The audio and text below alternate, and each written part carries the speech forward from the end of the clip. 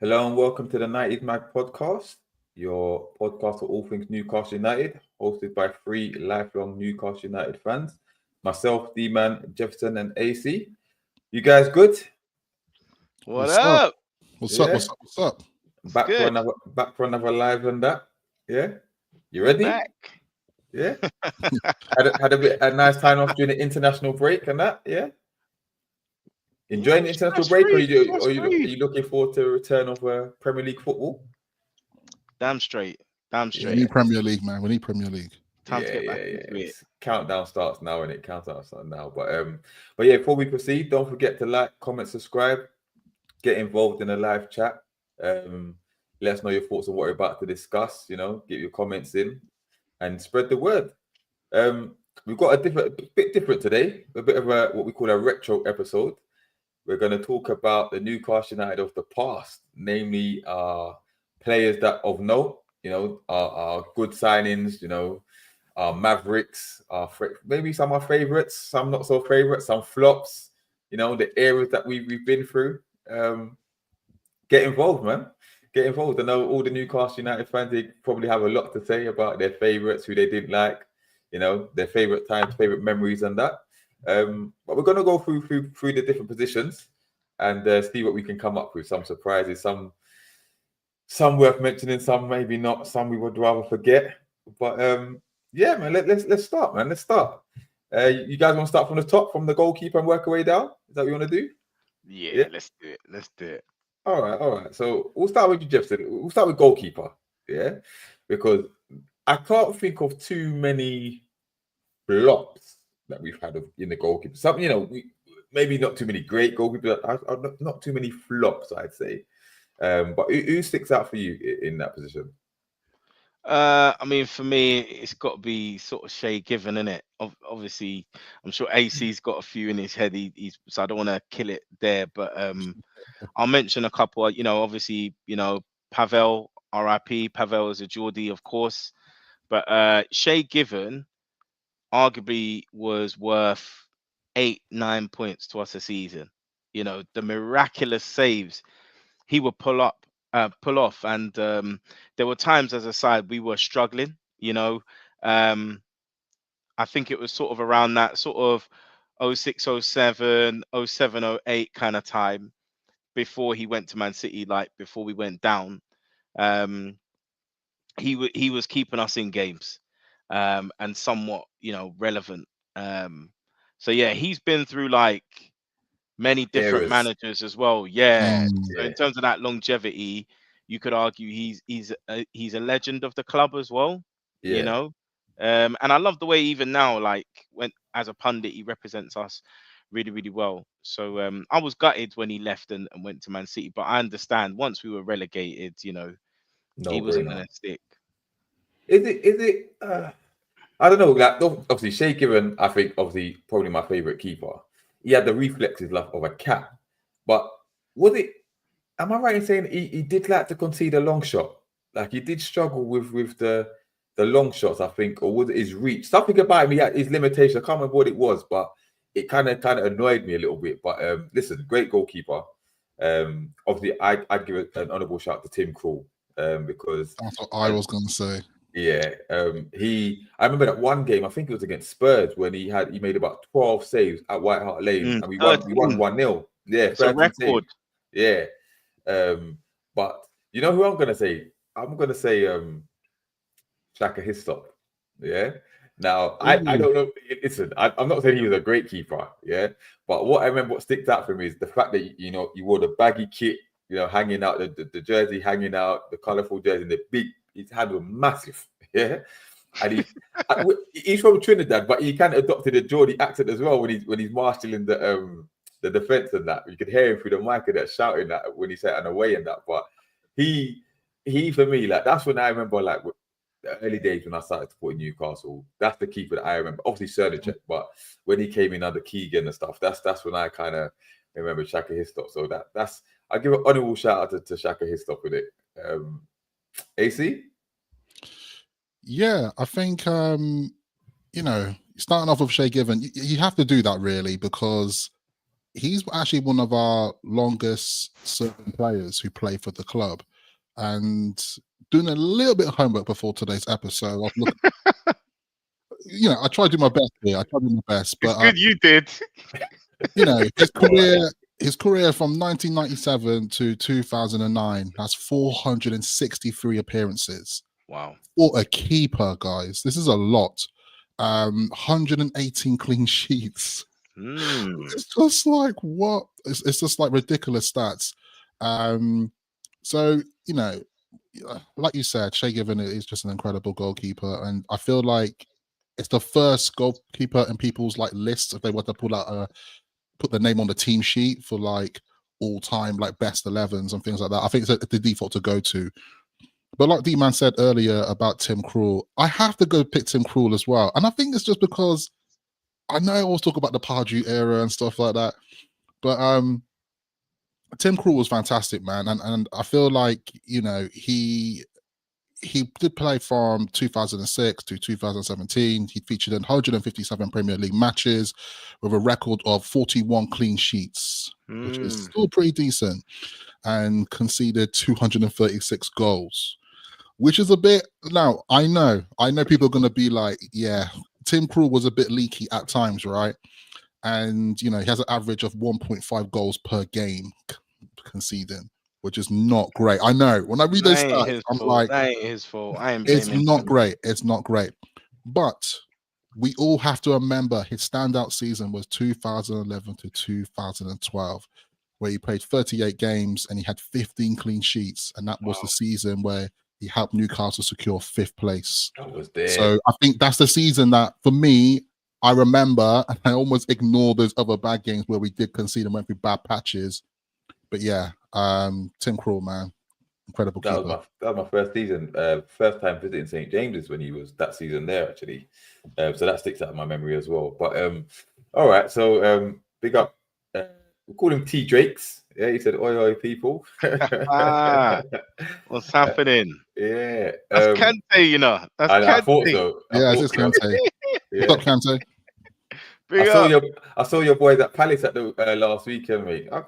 Impressive. Let's see how long you can continue in it. Yeah, we're coming. But yeah, let's get to the defense now. Let's start at right back. We'll start with you, AC. Any honorable mentions for you? Right back. So there's going to be quite a few, I think. I think going with my little bit of homework once again, I tried to think about this, and we got some key players. Like, if I think about players like Debuchy, I think Debuchy, was he right back? He's gonna be for me. Yeah, Debuchy. Yeah, Debuchy. Once again, I'm thinking about a particular era, and I'm sorry, I'm always gonna like jump to like the default era, but obviously we do have other world-renowned players as well from the past, such as Warren Barton. Warren Barton was Barton, yes. Spent good money on him from Wimbledon. Yeah, and he was obviously part of that 95, 96 what was it, 5 season. million? 5 million bought for something like that? I think it was quite a bit of money at the time. Yeah. We've had quite a few right backs throughout the years, right? Where would you put Kieran Trippier in the ranking? Just random. Because a lot of Newcastle fans have him as our best right back. Our best right back in obviously modern times, basically. Is that something you would agree with? It's an interesting one because like okay, when Trippier came and he was amazing for us, but I kind of feel like it's ended on kind of a sour note now. So I can't really put him in the echelons like that. I can't. To be a credential player, to be amongst like best players for the club, and also there's a part of me that feels like because he came to us late in his career, and let's say when you think about Trippier, I always think about Trippier being a Spurs player first and foremost. Do you know what I mean? If you think about his career and then going to Athletic Madrid, so it's like he's not really the Newcastle player. Like he didn't start early with us in that kind of sense. So it's hard to give him those credentials, but also that I'm faithful for what he did at the club still. But his tenure has been short at the same time. Okay. So just obviously we've got Debuchy, we've got Barton. Is there anyone? Because those are the two standouts for me, right? Yeah. Now I know your memory bank. You can pull out a few, but like, well, the one that I don't know, it's kind of a cheat here, but I would say Aaron Hughes. Aaron Hughes filled in, I believe, probably at right back, utility centre man. back, left back, defensive midfield, and he was a really well utilised player by Sir Bobby. If Kante's still here, I believe Aaron Hughes ended up going to Fulham. He was one of a series of like Yeah. Newcastle players that went to Fulham, but I remember he was ever dependable in that Sir Bobby era, particularly so reliable. He was one of those. So I would slot him in that right back position. Yeah. But I obviously it's difficult because Warren Barton was part of the entertainers as well, and I remember Warren Barton had a really good cross on him as well. So yeah, Aaron Hughes is one that I would mention at right back. Warren Barton, I remember that famous game when we lost 4-3 to Liverpool the second time, I think it was, and he scored the goal to make it 3-3, I think it was, and he's kicked up the boards, the little advertising boards at Anfield, and that thinking, yeah, we got something, and then we end up losing the game. But yeah, it is what it is. The anguish. But this is where it gets a bit difficult now. So we've got the centre back pairing, right? We could pick two centre backs, right? So there's an obvious choice. Colaccini, yeah. What a sight. N'Golo. Yeah. Colo. He embodied, especially under the Pardew era when we was flying, making it when we finished fifth, whatever. He was in the form of his life. He's like a Puyo. Like the level that he was playing at, top draw, like easily one of the best defenders in the league for a certain amount of time. He did have a bit of a rough patch at certain times in his career and that, but I'd say Newcastle legend, Oh, 100%. Captain, leader, legend. He was with us, what, 8 years? Yeah, around 8 years. That's a long stay. 2008 till maybe 2015, I want to say. Maybe it was 7 years, but 8 seasons, I think. It's a very similar. Oh no, 2016. No, 8 years. Yeah. And it's weird because it kind of reminds me a little bit of Mr. Fabian Shearer, another player of ours who's been around for a long time. It's interesting. I'm not trying to compare Shearer to Colaccini right now, and that's like a big thing to do right now. But what about Philippe Albert? We had Philippe Albert. We had obviously Peacock as well during the entertainment. Peacock. When he had the one leg shorter than the other. Yeah. Like I don't know if you remember that. And then who else? We had Sylvain Distin. Yeah. Yeah. He was a Ruud Gullit signing, wasn't he? Yeah, I think so. And then he ended up going off. He might have gone Fulham as well. Yeah, he went Fulham. Or was it Alan Gomar? I don't know. What about very similar? Did we have Boom Song? We did. That pissed me off. 8 million at the time. Pulling up trees in Scotland. Obviously, he had the experience of being at Marseille as well, where he played European football, I think. So he came with a bit of pedigree, but he was awful. Awful? Shall we give a shout out to Titus Bramble, please? Because that brother was a walking accident. Own goals. I still remember though, he got the winning goal against Chelsea that put us in the Intertoto Cup. He scored and it was like, where did that come from? For someone so crap, he was so bossy, He was like he moved like he was some big dog in this. He was garbage. I remember me and Curtis at a game, and we was watching some away game in London. We was thinking, please don't make any mistake because the slurs that are about to come out, bro. I'm thinking, please just keep calm. Credit to him, he didn't have a bad game that game, but every time he touched the ball, you just take a deep breath, thinking, what are you gonna do next, bro? Like he just couldn't cut it for us, man. He was a walking accident. It's a weird one, Titus Bramble, and not to interject like personal life into this, but I've actually met him a couple of times as well. And he's all right. He's an all right guy, actually. He's sound, isn't it? But it's just weird because I look at him and it's like, Titus Bramble, man. Yeah. We're forgetting a good one, a big one. You know, wasn't there for too long, but Jonathan Woodgate. Of course, yeah. You know, without doubt, he was class. He took our team to another level. You know, in the short time he was with us. So I don't blame Real Madrid for coming in for him, but we know what happened after that, didn't we? Yeah. You know. Anyone we've missed? Anyone else you want to give shout outs to? Yeah, for me, Nikos Dabizas, without doubt. He would score really, really vital goals when we needed him, and he was a very underrated player. You know, another Was really he? good. Bro, do you know rival? Well, I don't know about the wide thing, but all my brethren that support rival teams, they brash me when it comes to David Sass. They gun him. Like he just looked awkward, and when he made a mistake, it was so bad. And I'm not going to blame him for this, but he's guilty of, because you know the greatest, arguably the greatest Premier League goal ever scored when Bergkamp has turned him like that, Yeah. and slotted it in. Like I still have nightmares about that. I still get brushed You to know this what day though? about Back that. then, I think that was about the time, because I said, you know, when you watch the replay, don't get me wrong, it's a lovely piece of skill, but it's literally like a rugby handoff. Bergkamp just goes, when he turns him, he goes bang in his face and pushes him down. Obviously, in the modern day, VAR, that's not a goal, but you know, you have to give it that. He got rinsed for that bit of skill, didn't he? And He got no ripped one to will forget shreds. that. Yeah. No one will forget that. There's one more centre back I am going to mention, and this is going to be one for those with the history here of the club. And I feel like I'm going to have to say this one. And this is Bobby Moncur, centre back, and who played in the 60s and actually was the last captain of Newcastle United to lift silverware in 1969 for the Fairs Cup. Gonna have to mention it, and it's not a nice thing to say, obviously, because we know our club is starved for trophies. And It's all right. It's all right. Bruno's gonna lift one this season. Don't worry about it.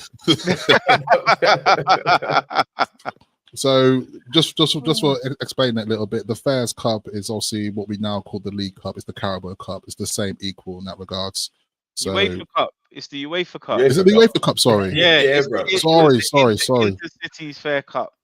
Sorry. Yes. Sorry. Good This times. is the thing. When you're live, man, you make mistakes. You can't edit it out. So we just got to keep rolling. But yeah, Bobby Moncur, shout out to him, man. But yes, I would like to see Mr. Bruno G lift the cup this season. Pretty please. Okay. All right. Let's go to left back. I'll start with Jefferson. Any ones that stick out for you? Yeah, there's a few. Obviously John Beresford again, back in that classic side that took the league by storm, of course, in the entertainers era. Again, another one that, you know, when you see him on TV, if he does pop up, you're just like, oh man, you know, memories of back in the day. But yeah, he had a bit of a wand of a left foot, and I thought he was really steady and sturdy at the back. I would say one that I would give a mention to him. It was such a shame, but Masadio Haidara, I thought had a lot of potential, but unfortunately that Callum McManaman challenge, I think he was never the same after that, which is such a shame. But probably the best I've seen, at least in my time, of course, is Olivier Bernard. And the reason I mention him is robust in the challenge, powerful athletic runner up and down, had a really good cross on him, and he would occasionally chip in with it with a decent goal as well. And of course, when you've got Laurent Robert playing in front of you, who ain't gonna come back and defend.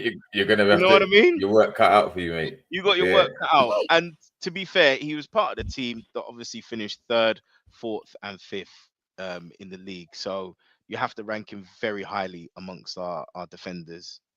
Okay, AC. I'm probably gonna go with. I find left back really difficult at times.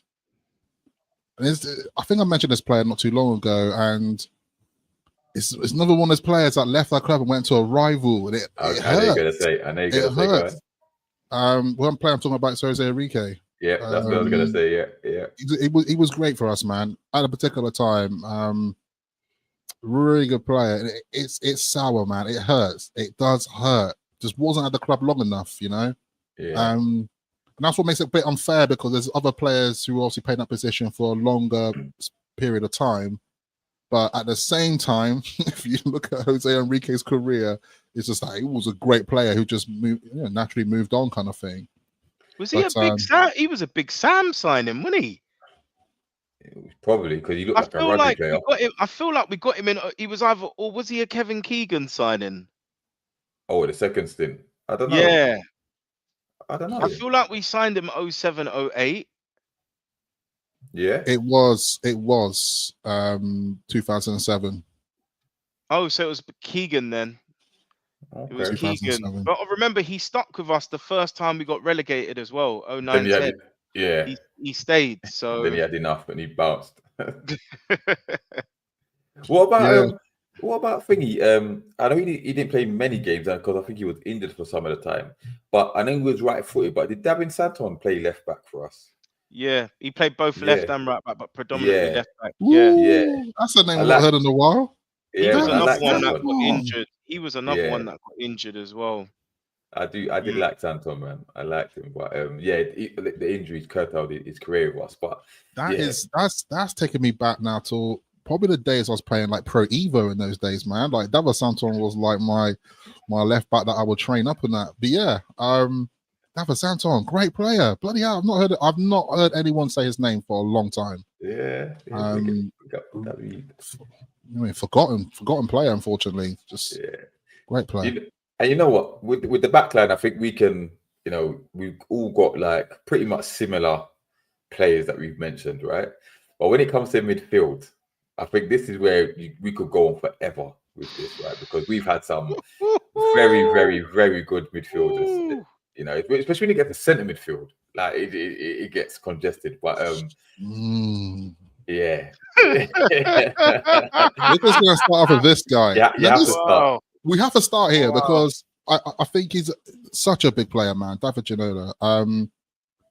And I've heard people argue this before, like how that he can't get into the best 11 because of his statistics.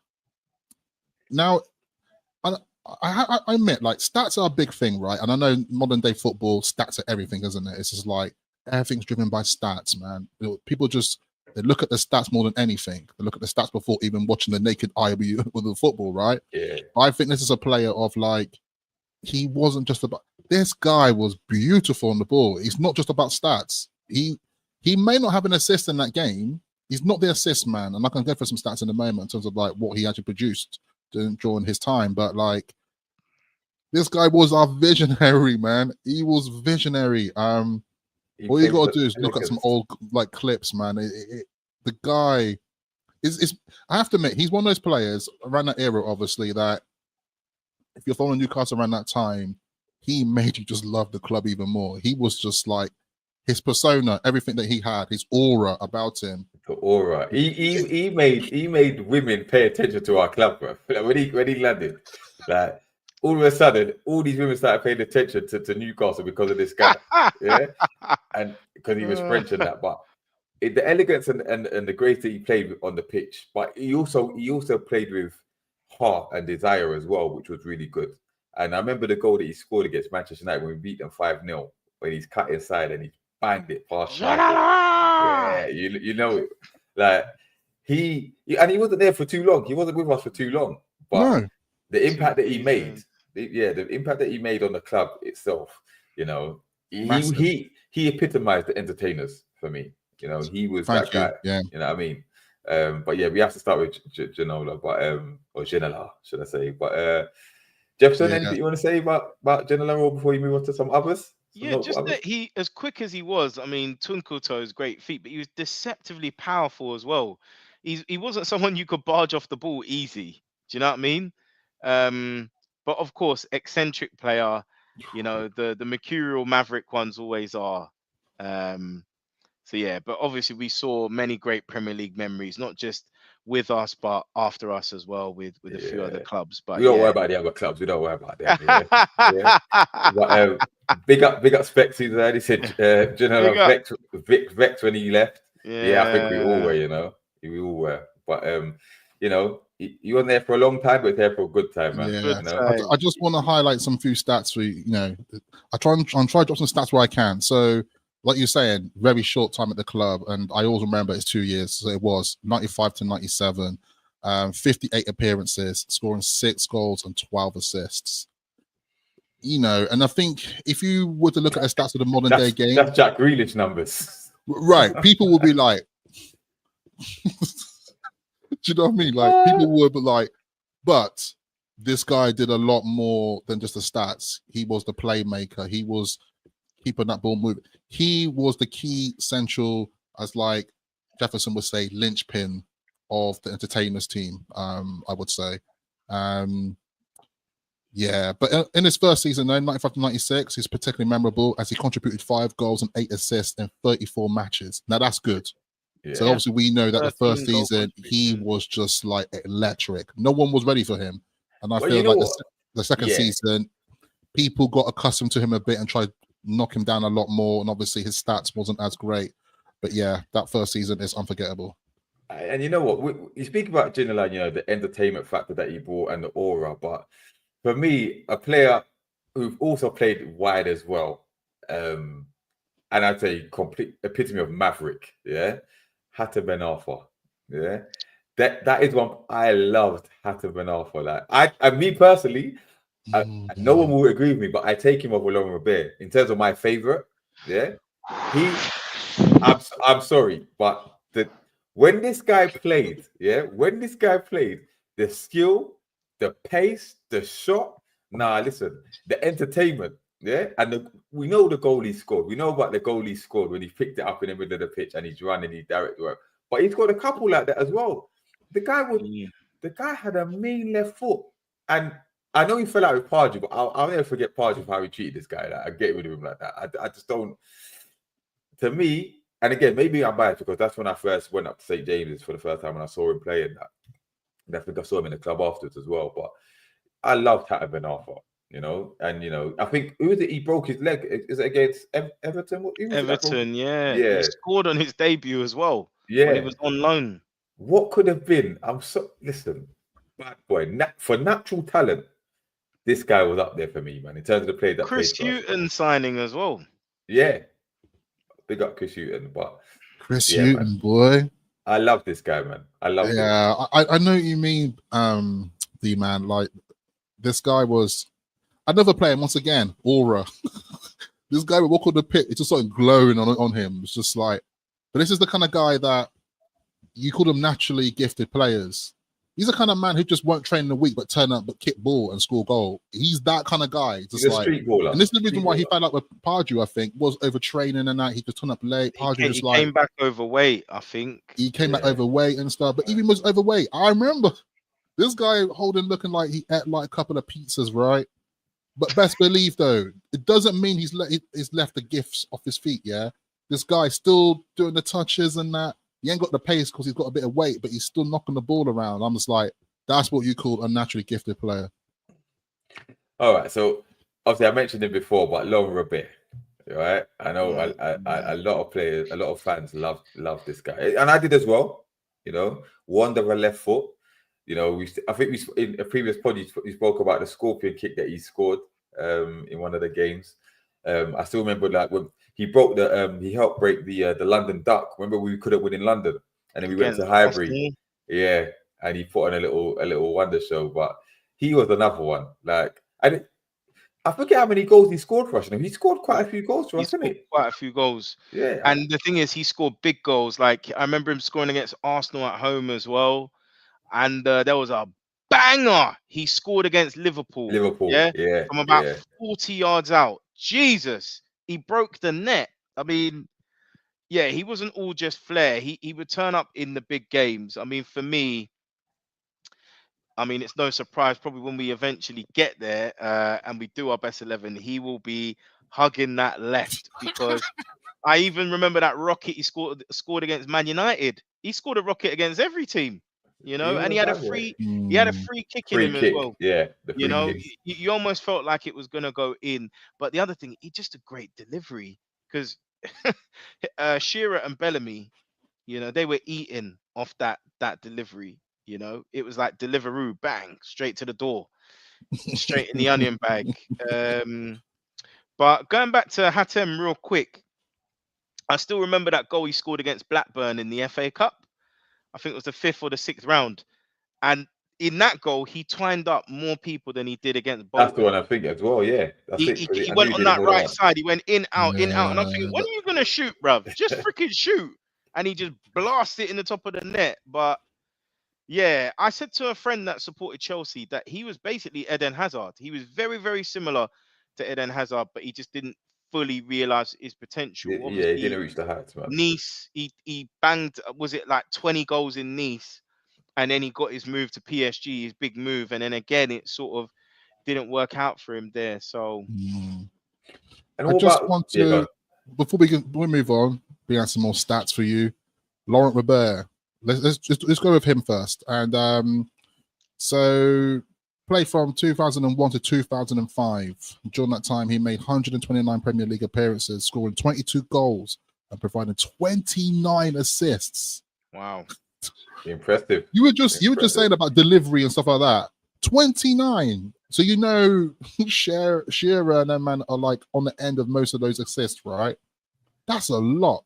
And obviously, he's you know, reference a little bit about his set pieces as well. I forgot about his set pieces, to be honest. He was responsible for some goals and some bangers for that as well. But standout was his debut season, 2001 to 2002, scoring 8 goals, 5 direct free kicks, providing 11 assists. Wow. And also contributing Newcastle to qualify for the Champions League. Yeah. So yes, Pick him up. that's another I like player it. as well. Of just like, it's quite interesting that like these players, when they have their standout first season, just like electric, hit the ground running, and just like, yeah. And Yeah. he was part of the team that got to, everyone forgets it, we got to the UEFA Cup semi-final in 2004, I think it was. I watched that the other day. And it was basically, if it wasn't for Didier Drogba, we would have got to the final. Drogba was Yeah. the difference. Do you know what I mean? I'm not saying we would have won, because I think Marseille lost. I can't remember who Marseille lost to in the final. So we may have lost the final had we got there, but I just feel, you know, we fell victim to a Champions League team dropping into UEFA Cup, basically. Yeah. Okay. Keep the comments coming in. Keep the lights coming up as well. It would be good to know whoever's around, like, yeah, like what do they think about some of the players we mentioned so far? Is And there your anybody favourites. different? Any favorites? Anybody different? Well, let's go to the other side, right? Because a couple notable names there. I'm gonna let Jefferson start with one because I know he's mentioned him a few times on previous pods. So you start with this one. I'm gonna start with probably him. People will say it's controversial, but I think he's arguably the best midfielder we've ever had, and I think he's up there in terms of probably one of the best Premier League midfielders in terms of an actual legend, and that is Gary Speed. And I can't remember if he was a Kenny Dalglish signing from Everton or if he was a Ruud Gullit signing. But obviously, he really, really came to the fore under Sir Bobby. But obviously, he was part of the teams that reached the FA Cup finals. And then obviously our team that was, you know, moving up in the league and trajectory into the Champions League. And what I would say about Gary Speed is he was the complete midfielder because he had enough speed, excuse the pun, to get around box to box. He had the energy. He was robust in the challenge. He'd win a lot of tackles. He was dominant in the air. Like the amount of headers he scored was unreal. I swear to God, I'm not imagining it. I swear I've seen him score a header from about 15 yards out. And he had we talked about Laurent Robert. Gary Speed had a belter of a left foot as well. He scored a few hammer foots for us, but he was one that I think went under the radar. I think we paid about, if I remember correctly, about 5.5 million from Everton. And I think Everton them days were struggling. And I thought, who's this guy? Like, what's he going to do for our team? You know, obviously we had like David Batty and stuff as a defensive midfielder. So I really didn't expect Gary Speed to be one of our really pivotal players. But yeah, he's one that sticks out for me in centre midfield. Okay. I've got one to And compare. RIP as well. RIP Yes, as well. yeah, of course. I don't know if you're thinking the same one, 80, but I've got one. But We've got plenty of centre midfield as well. We've got quite a few, well, a few, should I say? Yeah. There's actually quite a lot. This is where I feel like this episode, this might be part one. We have to, I don't know, we eventually get back to doing like our best 11s, or there's too many players. Like I've got to give a shout out to people like Keith Gillespie, right? See, I was waiting for that when we do the right hand side. Yes. Yeah. Sorry. Oh, we're still on the left. No. We did centre midfield now, because I was going to do right hand side, but Jeff said centre midfield. So let's stick with centre midfield. Yeah, because before you go then, I got one, right? Because you mentioned Gary Speed, right? So where would you put Rob Lee? Oh my God! Yeah, if you had to pick one or the other, who are you saying, Rob Lee or Gary Speed? Well, Rob Lee, it depends what formation you're playing. So maybe when we do our best 11, we'll have to figure out the formation. Because for me, Speed is box to box. Rob Lee's an attacking midfielder, isn't arriving in the end of the But we got so many centre midfielders. You mentioned David Batty. That's not a choice, man. Check Tiote. Yeah. Wow, that's another one. Yeah. Johan Cabaye. Johan Cabaye. I mean, where is it? Listen, he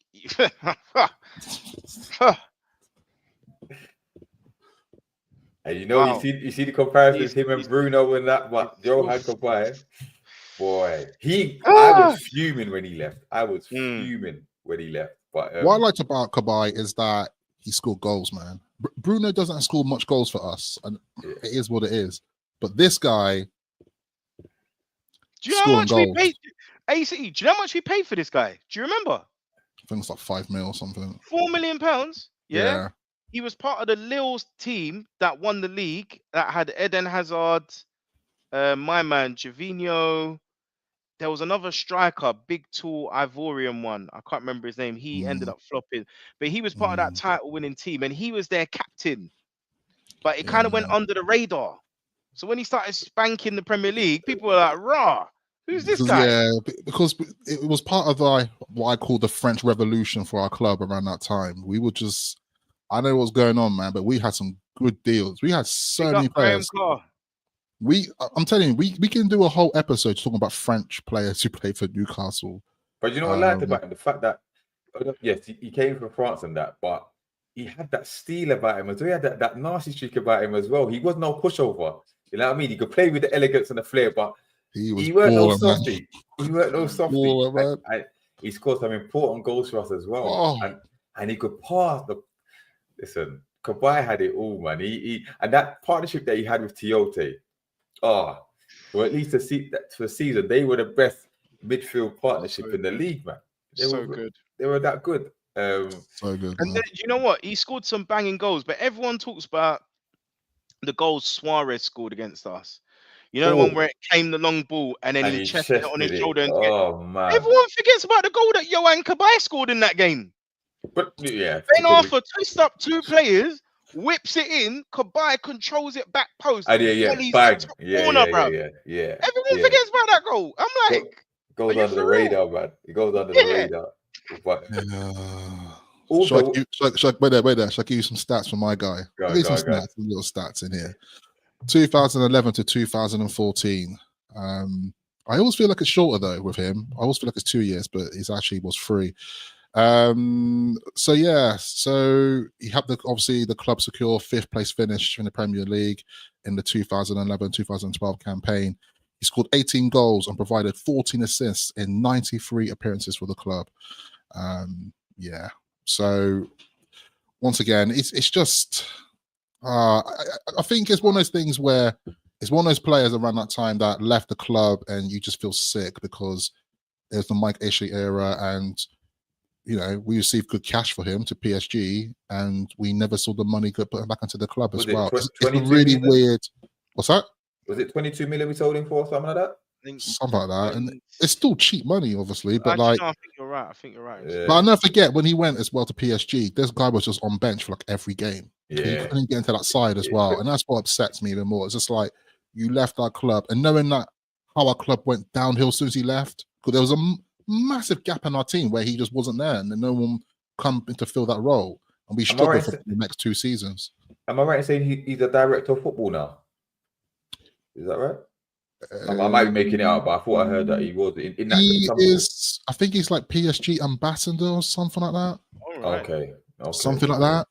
Yeah. Which surprises me because I think I did say to you guys in the group. I think we shared it amongst each other, and I was just like, it's surprising that he's ambassador, but this guy couldn't get a game when he first joined that club. Anyway, no shots fired. But yeah, some more honourable mentions. Like I said, David Batty. David Batty, man. I remember the goal he scored against Wimbledon, his first goal for us. I think it was the second game of the season when he chipped. He lobbed the keeper from far out over it. I can't remember what it was. The keeper slipped and it's gone in from far and that. But I think Neil Sullivan, because he conceded the one from Beckham, and then the next day he conceded from Batty the next game and that. But we've got Lee Clark, Geordie. Yeah, man.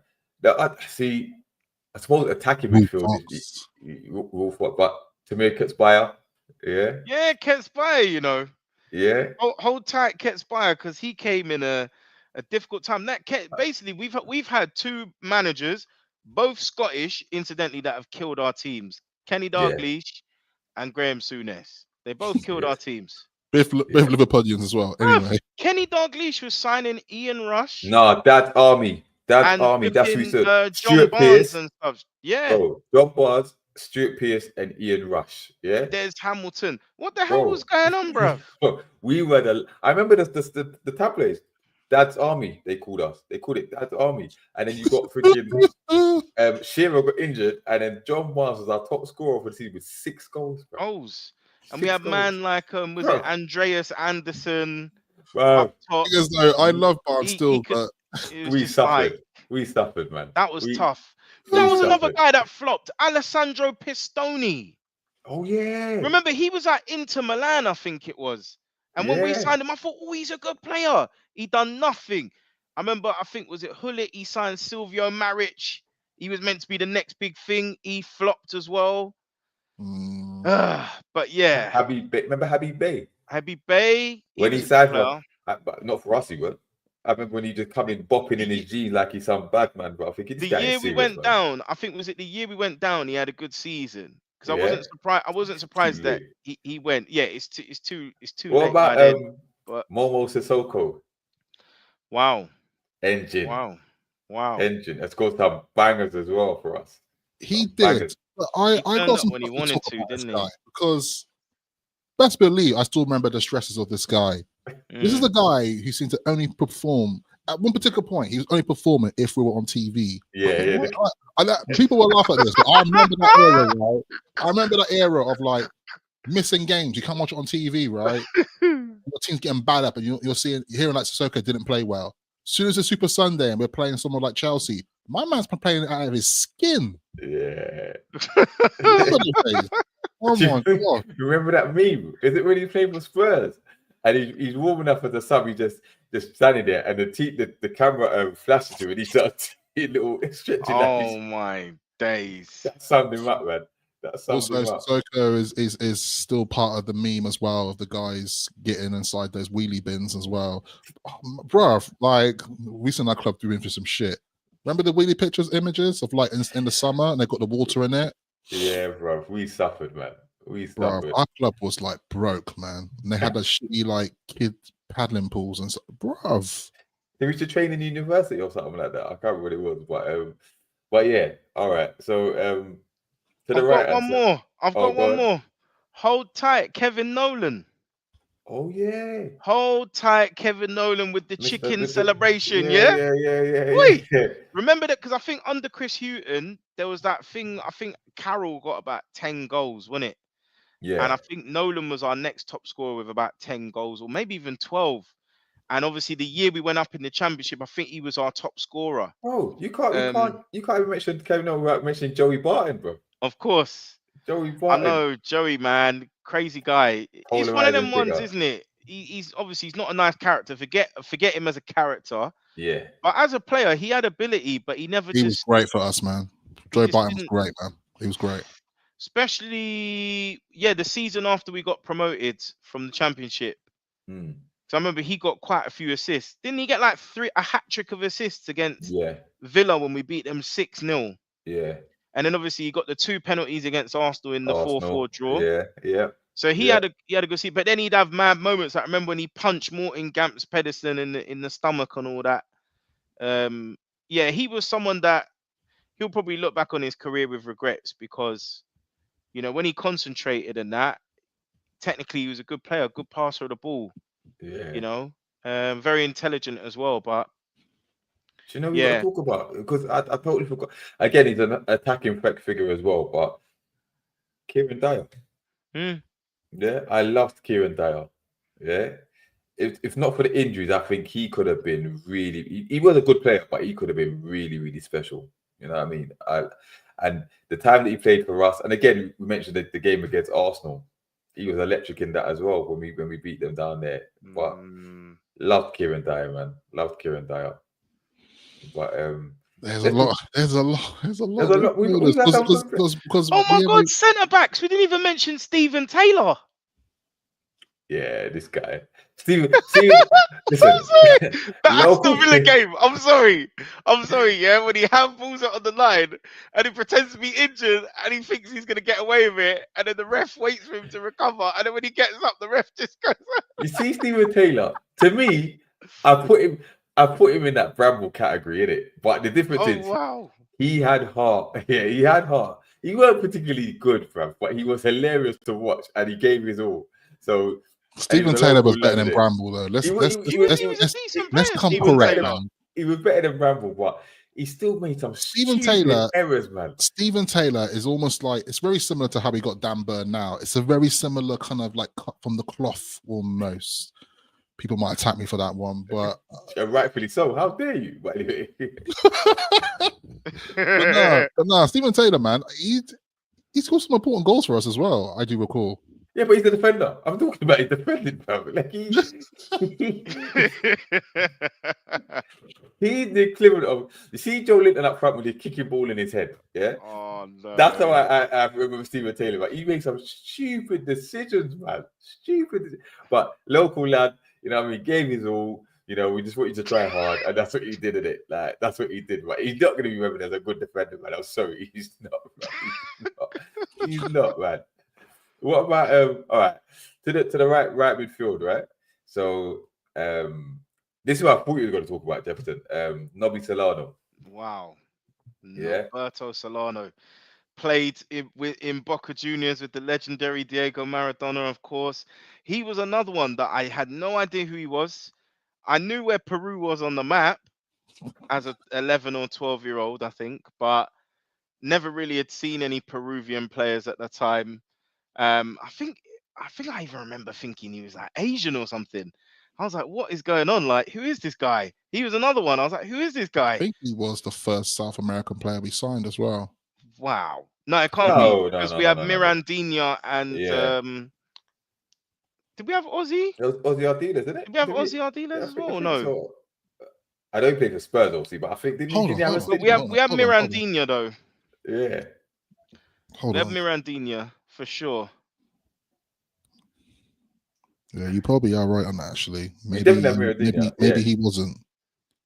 Just first Peruvian, isn't it? First Peruvian. So Bobby Solano was 1998, wasn't it? He started. And I feel like there was, but that was after. I was going to say there was a guy Bobby Robson signed. Daniel Cordone and Clarence Acuna, all them guys, Diego Gavilan and all those guys, Christian Bacedas, and I actually like Clarence Acuna, by the way. He was a good player, you know. He was a good defensive midfielder. Paraguayan guy. Or Chile. Was he from Chile? From Chile, yeah, for us. Yeah. He did all right, Clarence Acuna. But sorry, what was that? Nobby Solano.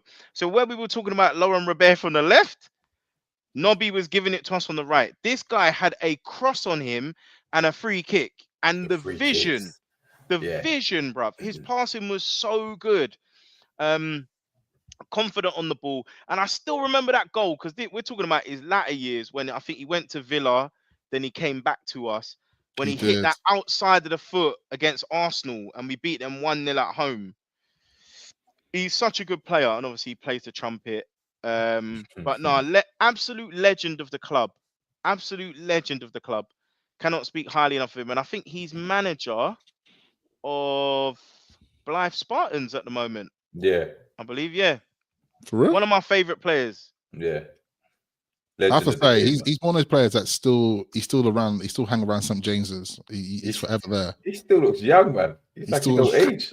Yeah, man. Could probably lace up his boots for us now. But Bro, Probably it's good. just Probably good good. genes, man. Good He was genes. that good. He was so that our good. right wing conundrum at the moment under Eddie Howe and that. But who knows? But AG, talk to me about Keith Gillespie. Yeah, because the link up that he had with Sir Les and Asprilla. cross of the ball. Man. Remember, we got him as part of the deal that sent Andy Cole to Manchester United. So it for a season or two, ain't he the one that did Shearer punch him up? I think they did have a fight, didn't they? Yeah, because he was a bit of a drinker, innit? And he got a bit disrespectful and I think Shearer punched him up. But yeah, listen. He's a legend, man. He's a legend. Keith Gillespie is a legend. 95 to 98. And once again, you'll notice a lot of these players cross over with the 95 because that was the year we were title challenging. Oh, makes me feel sick. This keep talking. We take our mind back to that year, man. It's just like don't. we talk about how great the players were and how great we were. And it's just like, honestly, we man, blew a 12-point lead. That's unforgivable. We just deserve to win that league that season. Honestly, man, look, just think how great we were back then. Anyway, don't tell D-Man that. D-Man thinks the league don't lie. Yeah. So anyway, he was originally. If we're gonna be honest, we were good up until December. Then we just started curtailing, bro. We just crashed. That Man United defeat killed us, man. It killed us. That was like what, March, April time, wasn't it? Was it? I thought they beat us at St James's. They beat us at St James's, yeah. That's was one when Cantona. Yeah, when Schmeichel had the game of his life. Yeah, save after save after save, and then Cantona at the back post. I was sick, man. And then we go lose to, I think, Nottingham Forest or Leeds and them kind of things there. And obviously the Liverpool game. That's the one that kills me. That's the one. I think that's the only time these lot made me cry. Yeah. March. Close it in. 4th of March. So I think it started like a decline because I think, I can't remember if that closed the gap to like 1 point at that win or if they overtook us. What? When we beat us at St James's? I thought was that March? 4th of March. Yeah, I just checked. Is it? But we had like a collapse. We just literally had a collapse. Hold on. There was like 7 or 8 games where we. But we must have played them at Old Trafford. When we played them at Old Trafford, then what was the score then? I'll check. I just remember that 1-0 that they beat us at St James's. That was a wounder. Because I know they smashed us in. They smashed us in the Charity Shield, didn't they? I was away for that game, and you get the newspaper a day later up in Greece and that, and I saw them man lifting the Charity Shield, and there was just 4-0 slapping, and then we just go and shine Shearer. Well, that was Shearer's playing in that game, wasn't he? And then, they beat us 2-0 at home. That's it. Yeah. When was that? Why is it doing that? December. Ah, yeah, I knew we played him in December. Andy Cole, and then Roy Keane. Yeah, is what it is. But anyway, we digress. Keith Gillespie, another he had a great season with us. Should I say maybe season or two because obviously the Asprilla, the cross for Stino Asprilla in the Champions League. You know what I mean? So can't forget that. Tino. We might as well go. Well, we forgot Jonas Gutierrez. Shout, hold tight, Jonas, hold tight. Yeah. Another Keegan signing, 0708. Mm-hmm. A few random ones snuck through the door. Yeah. Spider-Man. And that goal that he scored when he after his battle with cancer and that, and he's pulled out the Spider-Man cap and that. What he wasn't happy with how we treated him. I think when we got rid of him or we didn't pay him. I forgot what he was, but I think that's water under the bridge now. So yeah, big up Jonas, man. But on to the strikers. Start with this guy. Yeah. The epitome of Maverick. Yeah, he wants to about this guy shooting up his own hotel rooms, his own house and everything's there. But when he landed, this is how he landed. This is how he landed with a jacket. in the first Yes, goal. that's how he landed. Yeah, but a lot of people attribute it to because obviously when we signed him, that's when Kevin Keegan started to switch up his game plan a bit to accommodate him, and some say that kind of hindered us going into the title run and stuff like that. But listen, for the time that he was here, he made one hell of an impact. Yeah, and starting with the goal, the 4-3, the goal against Liverpool outside of the boot, where the keeper David James come rushing out. Listen, this guy was, and his celebration. Can you remember the cart we were in the legend, mate. My man is clear, man. He's clear. But he's gonna forever live in two fans' memory because of that game against Barcelona. That hat trick against Barcelona. I remember exactly where I was on that day. Exactly the goals. It was probably one of the best nights in our honestly, history. I think he is my favorite player of all time for Newcastle United. Really? Yeah. Wow. Yeah. Tino Asprilla, yeah? Yeah, man. They can't be duplicated what he did. Fair. Can't be duplicated. And and obviously there's some I know people want to bring the statistics out on this guy and compare it to X man and this man. And I know statistically our number one goal scorer is who. Yeah. But this, once again, we have to bring it back to the era of the time, right? The Premier League, the league as it in back then, it's just bro, it wasn't that okay. There were a few foreign players in the league, but it wasn't like now where everyone's got You had a quota in it. You had a quota. When you had X amount, you're special, man. And this guy, no one knew anything. And I remember seeing the clips of him coming in with the jacket. Who is this guy with the jacket? I knew who he was because I watched him in Italian football. Yeah, with Palmer. Palmer. Oh yeah, he was Palmer. Yeah. But anyway, he just electric, man. And just the Barcelona game is just etched in my memory, man. It's just frame by frame. Was it the Liverpool game? Was it against Liverpool when he's on the wing and he's just chopping and he did cross it for Ferdinand and he heads it in. I remember that. I don't know if it was against Liverpool. I remember that game. I think he crossed the ball, bro, but he knew what he was doing. But he was just twisting out the defender and crossed it for Ferdinand and that. But he forever lives in the memory, man. And he's got such a love for Newcastle still to this day. So complete legend. Legend, man. He's one of the guys as well. He made baggy shirts fashionable. This is what I mean. No one else like this guy, man. Everyone was wearing tight shirts. My man coming 3XL. He's just nah, I need the air, man. I need the air. Bandy legs. Yeah, man. Wasn't it John Beresford socks down to his ankle? Story about how he'd been out the night before and then he turned up to training with 2 women on his arm. Is it? I'm sure. If I can find it, I'll send it in the group. I'm sure there's one where he turned up late to training. The G. Well, this is where we can go on forever about Newcastle strikers because we're one of the clubs that have been blessed with some great strikers across the years, right? So you've got even if you look at the one that went there for a long time, Loic Remy, right? Demba Ba, Papi Cisse, who I say scored the best brace in Premier League history. Yeah, we know what we're talking about. That goal against Chelsea and the one before that as well. Yeah. Remember Drogba's reaction? Yeah. To that goal. He went. Yeah. He looked at Alan Pardew and he went. He knew, bro. He knew. But the year when we had him and Demba Ba, and obviously Ba started off on fire, and then Cisse come and he took over the reins and that. But you know what? I was tough when Loic Remy, I think he scored 13 goals for us or something, but important goals as well. And he was a loan signing, and we wanted him to stay, but he obviously chose to go back to Chelsea and that. But for me, listen, we can talk about shearer, but my 2 favorites, Andy Cole and Les Ferdinand. Yeah, because Andy Cole, he's the reason why I support Newcastle to this day. And Sir Les. Yeah, Sir Les. I mean, but first about Andy Cole, I think he scored. Is it 48 goals he scored? I can't remember how many goals he scored for us, but in one season, I think he got 44 goals, wasn't it? Yeah, nasty, man. Goals? Nasty. In all comps. Nasty. Yeah, I know. He was an animal for us, man. And I know he fell out with Keegan and stuff like that. But again, the reason why I support Newcastle is because of Andy Cole. So I will forever have him as one of my favorites. But you see, when he went, I was distraught when he went. right? When Andy Cole left for Manchester United. But then we signed Les Ferdinand for 6.5 million, I think it was, or 7.5, one of the two. Yeah.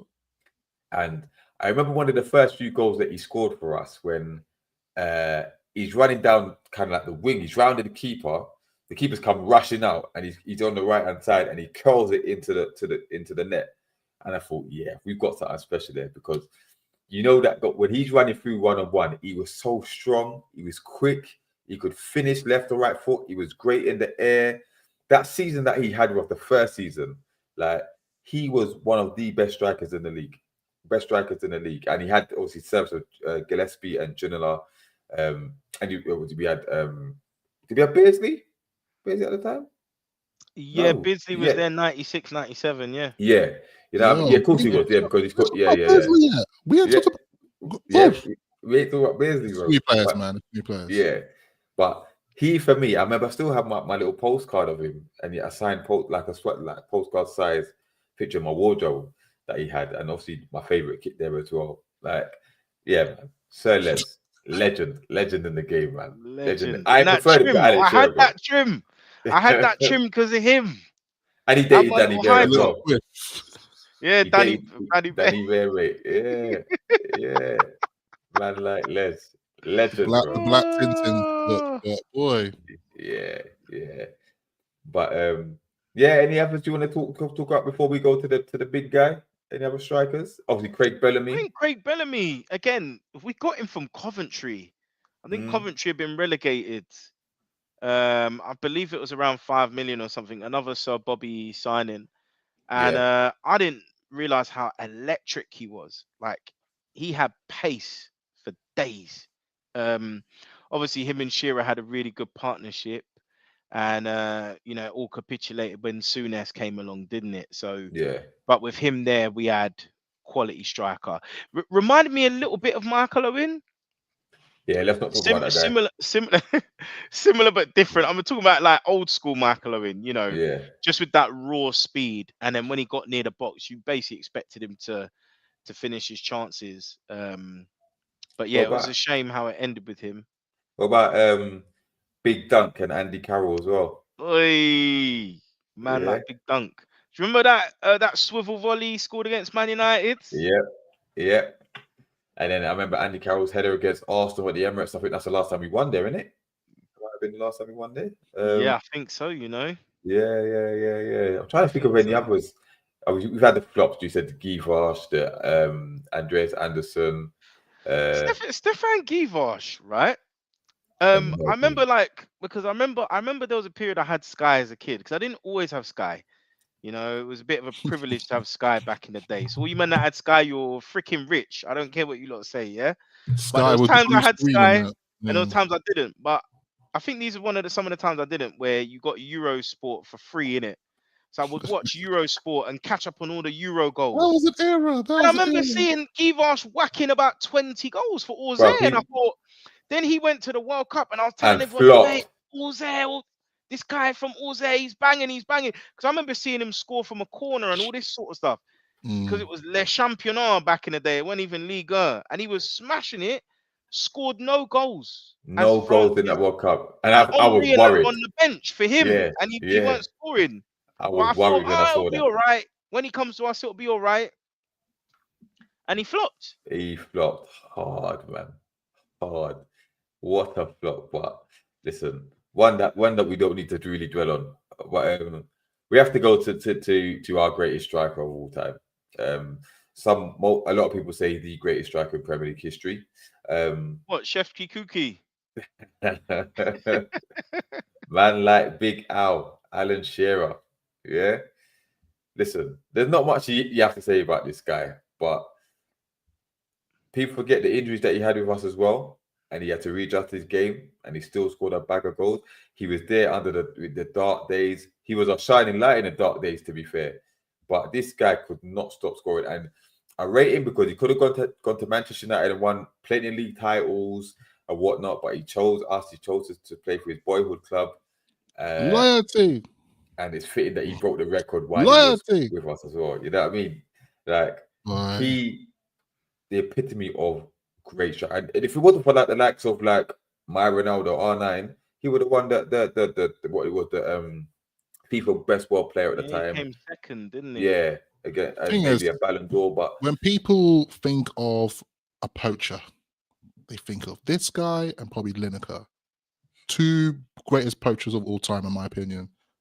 This guy was just ridiculous. It was just ridiculous to a point where, like, you expected him to score and he would just score. It was just ridiculous. It's just like, but it's rare breed.